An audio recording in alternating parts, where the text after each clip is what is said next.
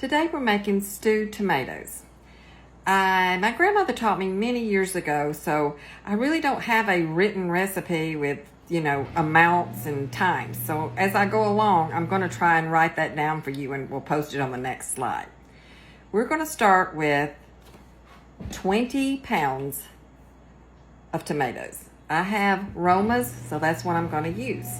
But if you need to learn the process, that way if you have enough tomatoes to make 1 pint or 1 quart or whatever, you still can do that. You don't have to have 20 pounds. I just do, and that's what I'm going to start with. Check the next slide for the exact amounts.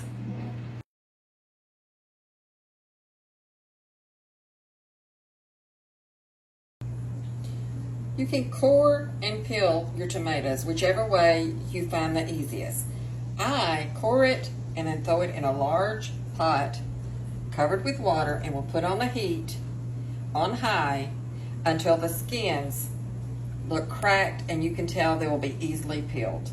At that time, I will remove from the stove and put the tomatoes in icy cold water. That will help me peel them quickly. I've got my tomatoes peeled and chopped and put into a 16-quart pot. I've now put the pot on the stove on low heat and will gradually bring it to a medium. I'm going to put the lid on and I will stir often so they do not stick to the bottom. As I stated earlier in this video, there's really no amounts or no time to this. I was taught by my grandmother, often just watching her, and the few directions she gave me were, to be honest, they're a little odd. Like, how long do we cook it now? She used to tell me we cook the farts out of it. I'm not even sure what that means. Since then, I have cooked this a gazillion times. I still don't know what she's talking about. I'm assuming they have air, but I've never seen it, so I'm not sure.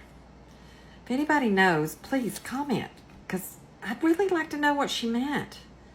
But my way is we're going to cook it until all of the pieces of the tomatoes are soft and the juice has become like a thin tomato sauce. I have, in order to tell you, started a timer. So I'll let you know on the slide how often I cooked it for. But until then, it's going to be a feeling. It's like a thick, chunky tomato sauce. Or if you know what Grandma meant, just cook it till you cook all the farts out.